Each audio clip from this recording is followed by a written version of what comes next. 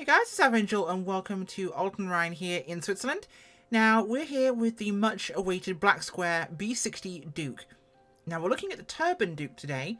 Turbine Duke, if I'm going to speak English, which I get yelled at by my viewers regularly for.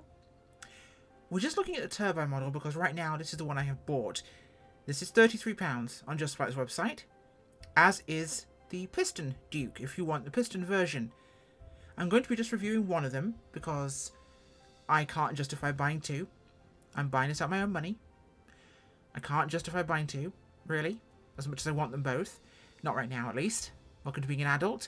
And the vast majority of features will be the same. They should at least give you the impression of what you're getting. Plus, other reviewers will have covered the piston. Now, the Beech Duke is an aircraft that a lot of us from the FSX days fondly remember from the Real Air one. Loved that. Now, it's an American fixed-wing, twin-engine aircraft produced by Beechcraft, retractable tricycle gear and a pressurized cabin. That's why it has one little door at the rear, and it's got the smaller windows.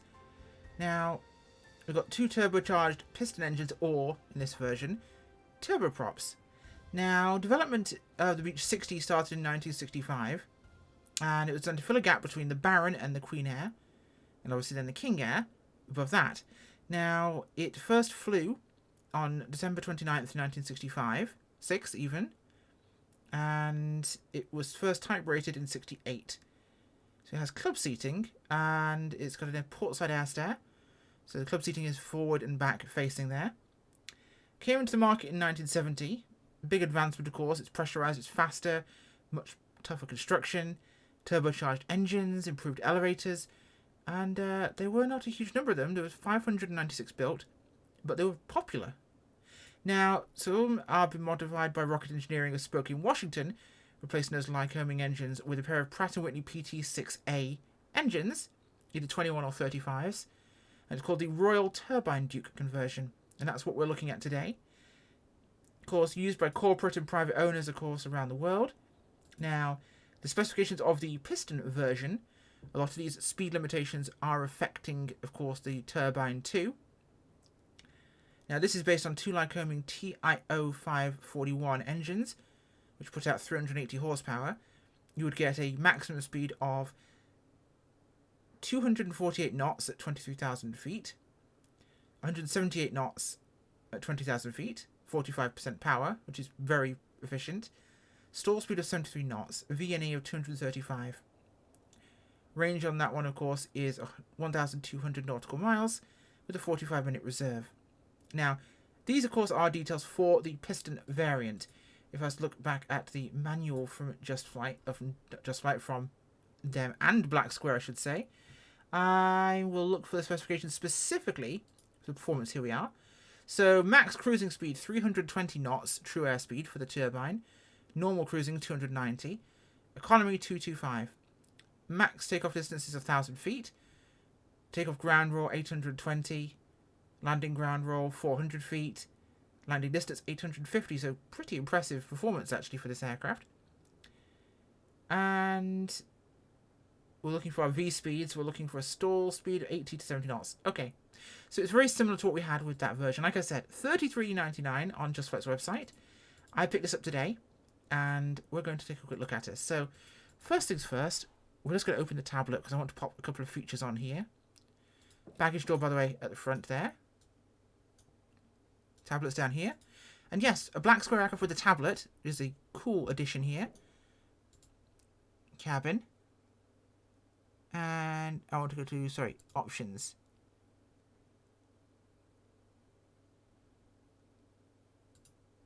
Nope, it's payload. Cabin door there. Chocks, pitot covers, engine covers, external power, and engine heater.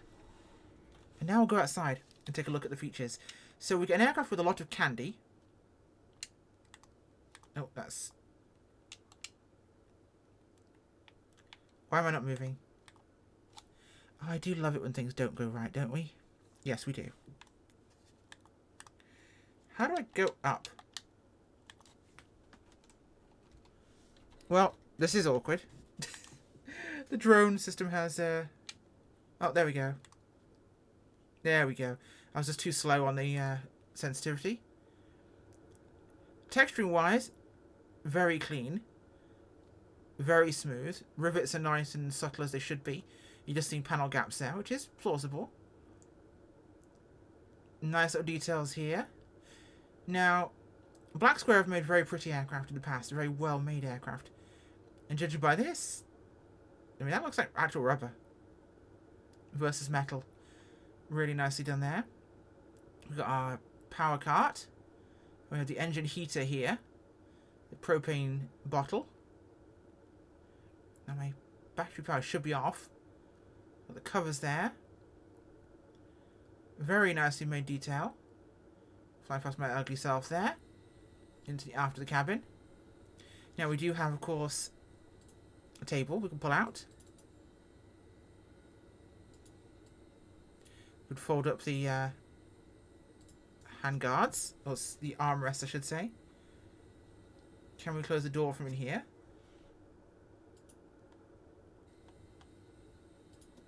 I can, if I just reach for it there. That's going to latch down for us. And that's the door pressure bypass. Nice, see that's working? Okay. Let's get back into the cockpit, we'll take a look around here. So obviously, tablet. First page options lets us pick between GPS systems. Now, here's a fun one for you. If I was to pick the stock 530, you have to apply it and then it will change. We're using the TDS or TDI ones right now, TDS. Now, here's a fun part for you. The instrument has been disabled due to a bug introduced into the working title system in Simulator 14. When 15 is released, reinstall the aircraft and click the option for SU15, which is in the installer. Users on the beta have already patched their GTN, WNS systems, GNS systems, may reinstall immediately and use the instrument. Same thing applies here. So, a bug present, we'll forget that for now. We'll apply these versions. And of course, you can use PMS or TDS here. Now we can restrict or unrestrict the beta range. We can show the annunciators, cloud strobe effects, lighting on the cloud, that is, in the sim. That will impact performance. Load covers and chocks deployed. Show co-pilot from the inside. We want to show Captain Whiskers, don't we? Or hide him. And VATSIM compatible options there for COM 1 and 2. Payload-wise, obviously, you can click on the seat and select it, and you can modify your pilot's weight. I'll be pretend optimistic I'm not this light, but we'll set the pilot to that for once. Click on the seat, it's gone again. We can get rid of our chocks, pitot covers, engine covers, external power, and heater. We'll put the power back on here, of course, because our battery is off.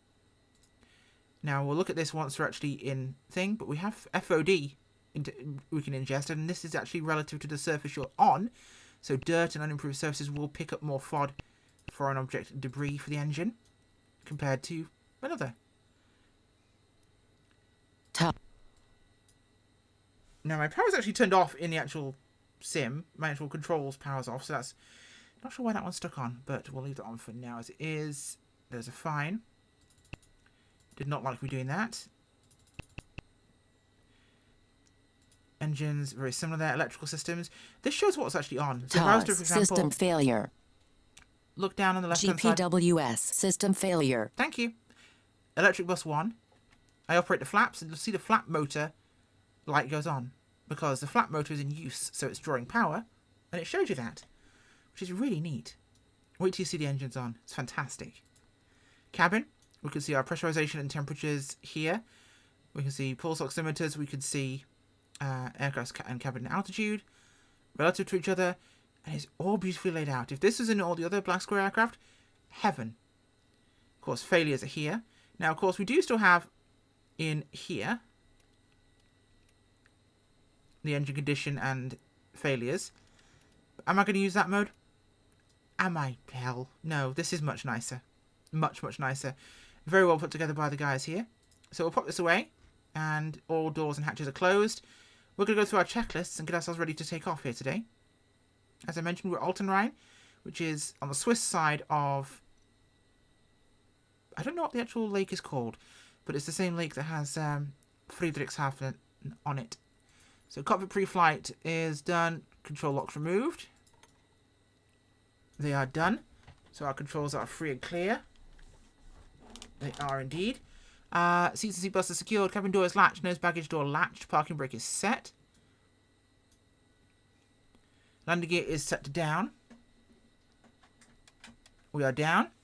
Electrical switches are set to off, technically currently, as best I can. Breakers are all in. All over here.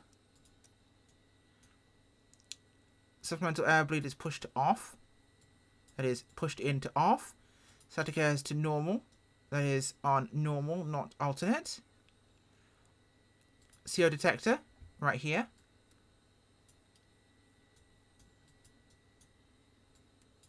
It's tested. Environmental mode to off.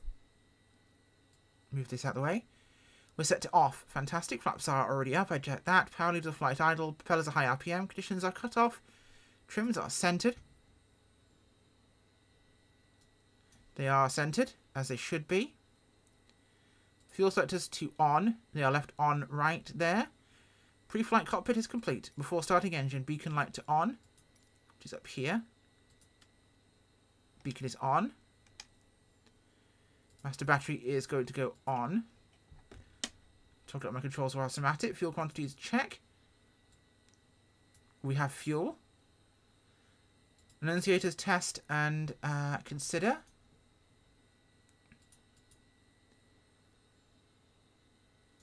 Is there a test button there?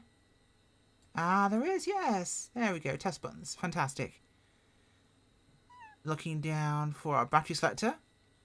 We're going to run battery 1. Bus volts 23 minimum. We've got 28. Excellent.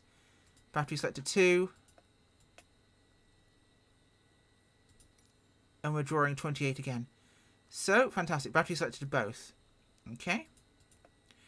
To both. And left ignition, check auto then on. Nope.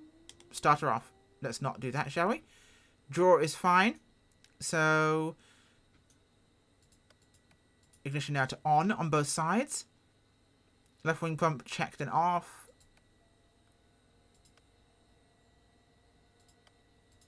Okay, aux pump. They're functioning. Okay. That is, before starting engine, complete. Right starter to on. So starter for engine on the right hand side there to on. Bus faults were good. Engine's starting to cycle. Looking 15% on the engine.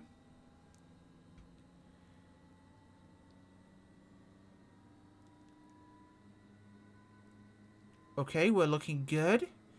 ITT less than 1,000. Condition lever to run. So number 2 is coming up. Starter's good there. Okay. Oh, I should have left it on a little bit longer. That's my bad. So we'll start number 1.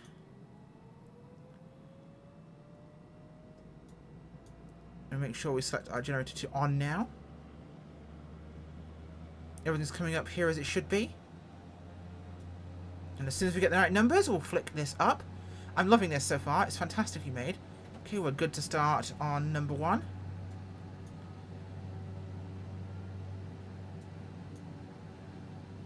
This is all repeated as it was there. So, start checklists are complete. Oil doors need to be... No, those are the ice deflectors, sorry. Oil doors to open. Okay. Close those again. And we are past 53, so we can turn that off and move to generator.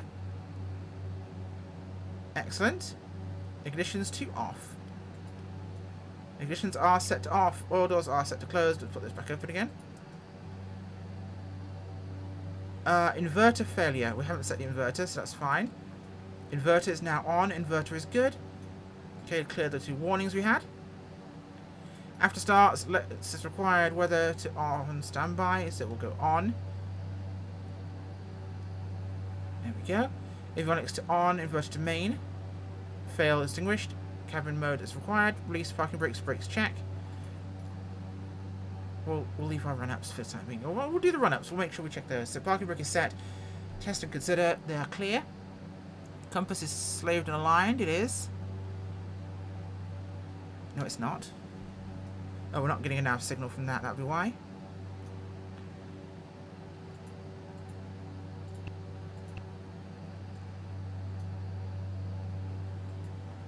That is not getting a signal. I will worry about that problem another time. Wing pumps to on.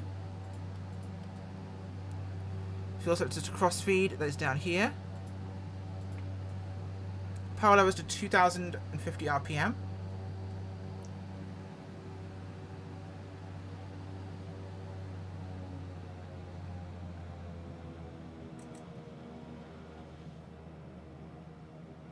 Okay, here we go. Coming up to 2000.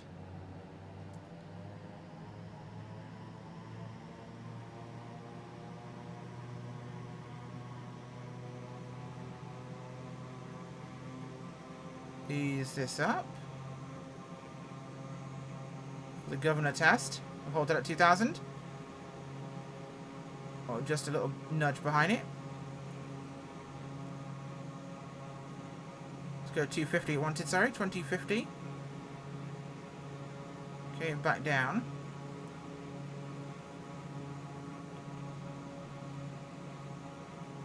Nudge those back. Alright, we'll go to 2190. And then we'll do the prop test. A little bit more. I'm being gentle with my throttle levers here. Okay, we'll take the props down to 1500 RPM on the prop levers.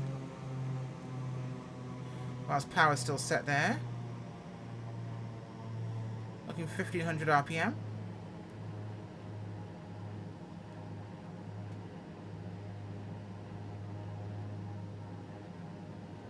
Okay, fire detector. Where are you? You are one of these things down here. Ah, here it is. No, I don't want to push that. Got to close the door.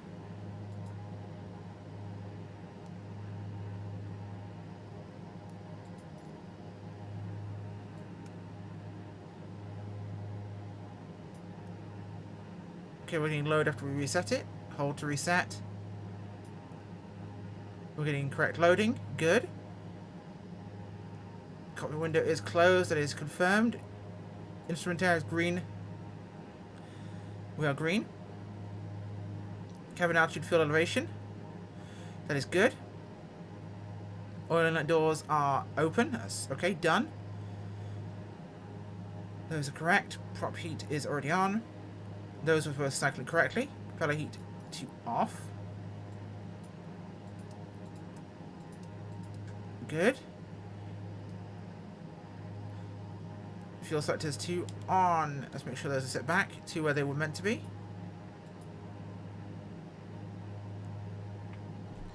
And let's push our props to full fine. We'll bring our power levers back to idle. That is testing complete there. Flaps check operation. We had. Just quickly check that through here. Flaps are cycling. Okay, wonderful. Put those up, but we'll set them down one notch for takeoff. And with everything else set there as we should be, we are ready to rock and roll. So let's get ourselves moving, shall we? Let's get out of here and not be too worried about this. Here we go. Now the window's very narrow on the Duke, but I don't mind that for some reason. It's very broad, even though it is a very narrow windshield. Sim performance I'm getting so far is fantastic in this aircraft. I've got no real major issues from it at all. She's performing very well, and the aircraft looks good. Texturing and detailing inside and out are both wonderful. Black Square really have a good reputation from that. Their TBM, I think, was my big watershed moment where I started to love them and what they do. I have no connection to Black Square, for the record, so no financial interest, no friendly interest at all. Their TBM made me like the TBM they made. It made me like TBM aircraft, and the Duke has always been a long favourite. Now, I flew the Piston Duke, the real Air 1 for FSX, across Canada from west coast to east coast many years ago. I'm probably ingesting FOD like this. I should slow this down, bring the props back more. But I flew it across the country. That was the Piston one, so I spent a lot of time in that. And I decided this time it would make more sense for me to try the turbine model. Nope, we're on the grass. Whoopsie. That ain't going to help with the FOD. We'll get ourselves set up here before we do anything. I'll show you the engine page in a second. Ground handling is very good. She's a little quick, but then again, we're going to see stiffer ground handling with the SU-15, so that should be fine. A lot of aircraft now are kind of built with this intended. Look at this.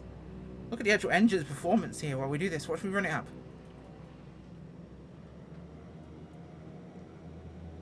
So it's speeding up there. Crazy, huh? Showing live what the engine's doing. Okay, cool. Right, we'll release this. We'll get ourselves moving. We'll put this away. We'll get ourselves ready for takeoff here at Altenrhein.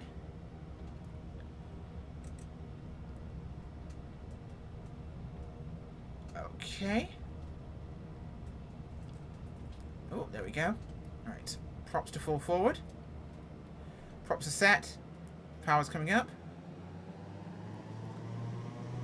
Trims are confirmed to be centered. Like I said, I spent most of my time in the piston Duke, so I thought turbine this time would be fun. Make for a good trip aircraft for me. Because it has systems depth and it has good with the looks and the features. Big, big, powerful jump off the runway there. Quickly go exterior here. Pull that gear in, shall we? Pull the flaps up. Now the sounds inside and out are delightful in this aircraft. Really nice sounds. Gorgeous looking plane too. I'm going to say I love them inside and out. It sounds fantastic. Bring that power back here. We'll bring the RPM back too.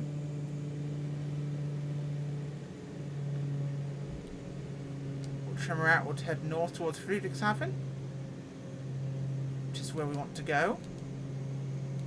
Short little hop today, just to kind of kick the tyres on this aircraft. There we go. Okay, trim her nice and neutral. Will she sit nice and steady? She is doing. Okay.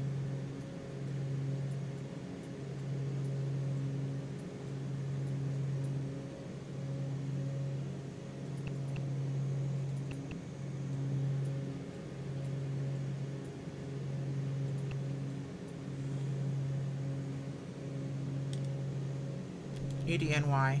Okay.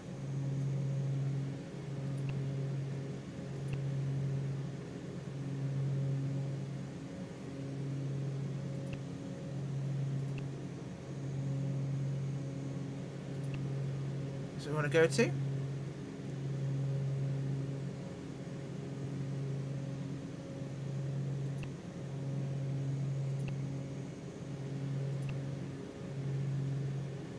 Did I actually set that properly? I never quite put the time in to learn how to use this system, so it's very much a me issue. Go to back to here. Flight plan, add waypoints.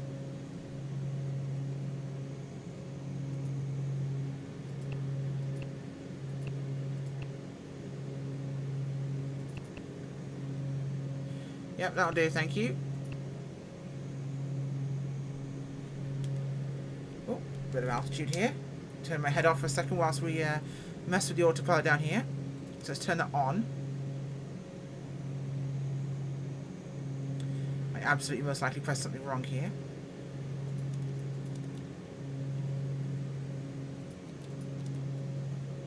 Did I?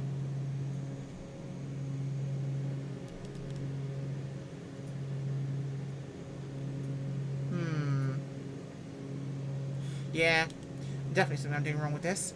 This is why I should have looked at the systems of the autopilot. Which is weird, because I don't tend to fly autopilot very often, so I tend to not really pay attention to it. Most of my flying is done by hand. There's Friedrichshafen ahead of us. There's no point in even testing the autopilot right now. Visibility, even with the big engines, is not awful. You have got a reasonable side view. We'll circle out over the lake here and we'll turn around.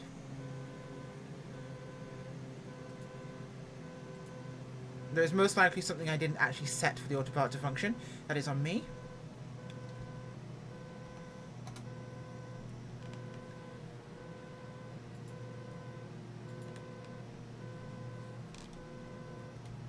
This is what happens when I'm trying to look things up whilst setting an aircraft up to approach. It's never a good idea. See, there must have warnings yelling at me, but I'm not sure for what. Nothing's on our annunciator screens. There we go. Now this would be the Obersee. Obersee? Yeah, the Obersee. Or the Bodensee? Neither. But yes. Friedrichshafen will be to our rear in a moment. And we took off from the direction of Bodensee. Or Bodensee. And the actual Rhine River feeding into the Bodensee, which then pops out the far side near Konstanz and becomes the Rhine proper. Okay, dropping some altitude here through 2800. Speed's low enough, we'll put the gear down to kind of stop it yelling at me.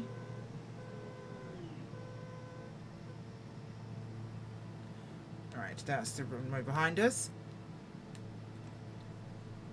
Go one notch to the flaps. We're too far back, so we'll circle around this way. I'm not going to fly a circuit. I know we're kind of short on time here. I want to see how she flies, not how well I can fly a circuit in her. I will say it's definitely more restrictive as a visual flight aircraft given this setup, but it's not the end of the world. So that's a one setting and options aircraft, really. There we go. Flaps notch 2. Let's bring that speed up. We're approaching our dirty or clean stall speed. So props to full fine. There's the runway. There it is, directly off our nose in a second. Okay, we'll hold 90, so a little bit more power here.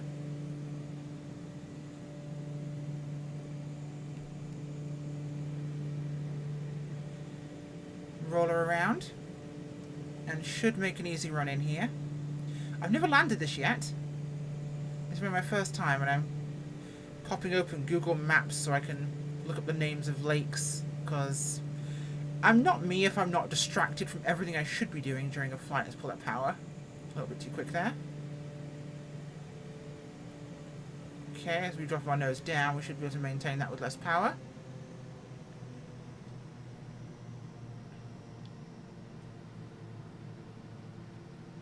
Now, for any of my German, Austrian or Swiss viewers, I apologise for my pronunciations. They're getting better with time. But certain words have worked their way into my vocabulary that I never intended.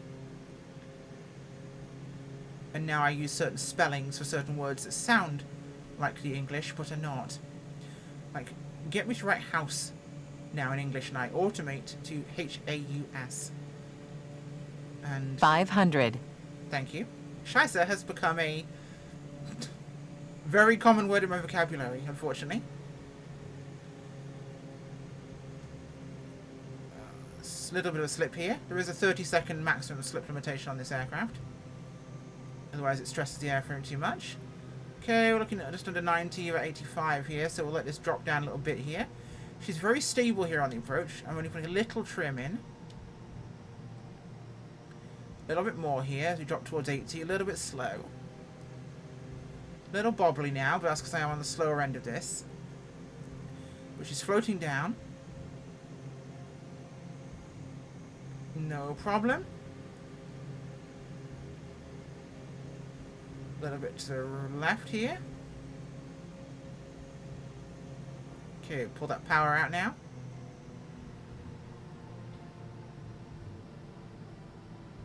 Hold the nose a little bit higher.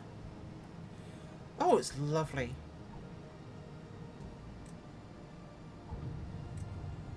There we go, touchdown.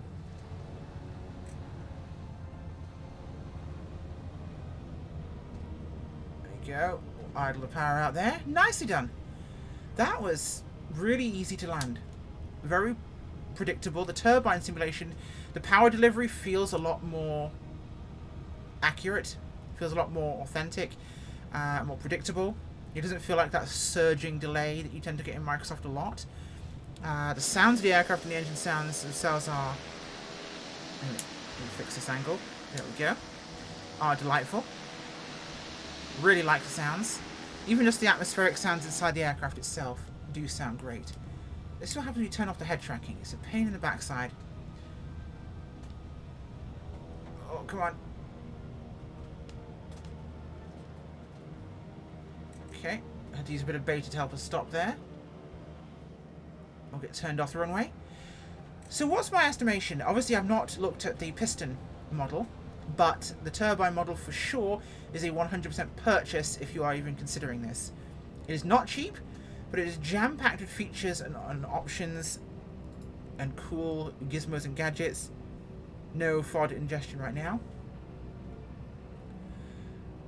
If the piston is anything like this, it will be an instant buy for me when I get paid next month, because I really want that for myself. I will likely not review that separately, but I can tell you now, I think this is a really well-made aircraft for a price that is, considering what you get, more than fair. So, well done by Black Square. I think they've done a jolly good job, and it is certainly a plane I will be looking forward to flying myself in and around the sim world. So, thank you for watching.